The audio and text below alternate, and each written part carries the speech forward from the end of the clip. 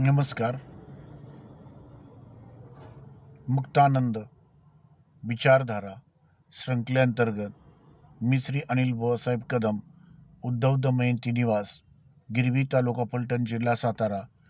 मी माझे मनोगत व्यक्त करत आहे. स्वातंत्र्योत्तर काळामध्ये शहरीकरण खूप मोठ्या वेगाने वाढत आहे. खेडी ओस पडत आहेत आणि शहरं बकाल होत आहेत. या सर्व विचित्र स्थितीमध्ये देशाचं अर्थकारण एखाद्या चक्रव्यूहामध्ये अडकावं असं अडकून पडलेलं पाहायला मिळत आहे. हाताला काम नाही अशी ओरड करणारी बेरोजगारांची फौज एका बाजूला आणि प्रचंड आर्थिक साधन सामुग्री आणि साधन सत्ता काही ठराविक वर्गाच्या हातामध्ये केंद्रीभूत होत असलेली स्थिती एका बाजूला प्रचंड होत असलेली श्रीमंतीची वाढ आणि एका बाजूला दारिद्र्य रेषेखालील वाढ होत असलेल्या लोकांची वाढती संख्या. यामुळे वाढती बेरोजगारी, वाढत्या प्रमाणामध्ये वाढणारी गुन्हेगारी आणि सामाजिक संतुलन बिघडत असलेली स्थिती, यामुळं देशामध्ये एक विचित्र अवस्था निर्माण झालेली आहे.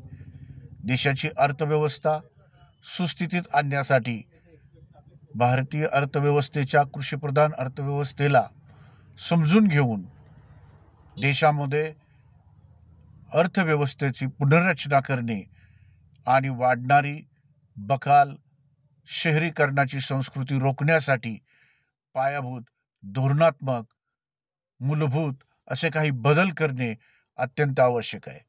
अन्यथा बेसुमार वाढणारी शहरांची उपनगरं, यामधून होत असलेली वाढती गुन्हेगारी आणि गुन्हेगारांचं वाढतं बळ, गुन्हेगारांची वाढती संख्या, अवैध धंद्यांचे वाढते स्वरूप, यामुळं नागरी संस्कृतीसुद्धा धोक्यात येईल.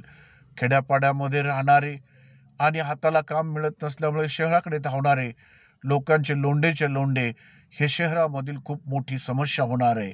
आणि या वाढत्या लोकसंख्येबरोबर वाढत्या समस्या निर्माण होत आहेत. त्यामध्ये शिक्षणाचे प्रश्न, आरोग्याचे प्रश्न, स्वास्थ्याचे प्रश्न असे अनेक प्रश्न निर्माण होणार आहेत. आणि येत्या काळामध्ये या गंभीर स्थितीतून मार्ग काढायचा असेल तर राज्यकर्त्यांना अत्यंत गंभीरपणे विचार करून देशाची पायाभूत, मूलभूत आणि धोरणात्मक अर्थ स्वरूपातील अर्थरचना बदलणं हे अत्यंत काळाची गरज आहे. यासाठी कृषीप्रधान संस्कृती, रोजगार निर्मिती करणारी संस्कृती, छोटे व्यवसायाला पायाभूत आधार देणारी अशी संस्कृती निर्माण करणं गरजेचं आहे.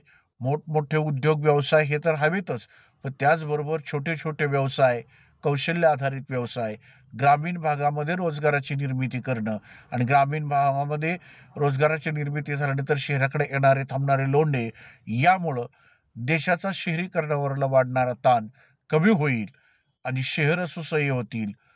अचानक वाढणारी लोकसंख्या नियंत्रणात येईल आणि ग्रामीण भागामध्ये लोक थांबले तर ग्रामीण भागामध्ये विकासाच्या नव्या वाटा निर्माण होतील, रोजगाराच्या नव्या संधी निर्माण होतील. यामुळं अर्थकारण एका वेगळ्या वळणावर येईल आणि व्यवस्थितपणे देशाचं अर्थकारण चाललं तर देशाची सगळी राज्यसत्ता, राजकारण, समाजकारण या सगळ्याच गोष्टी सुखकर होतील. आणि देश सुखी संपन्न व्हायचा असेल, आर्थिक महासत्ता व्हायचा असेल तर निश्चितच आपल्याला देशाच्या आर्थिक धोरणामध्ये मूलभूत, पायाभूत आणि धोरणात्मक बदल करणं अत्यंत गरजेचं आहे असं मला वाटतं. धन्यवाद.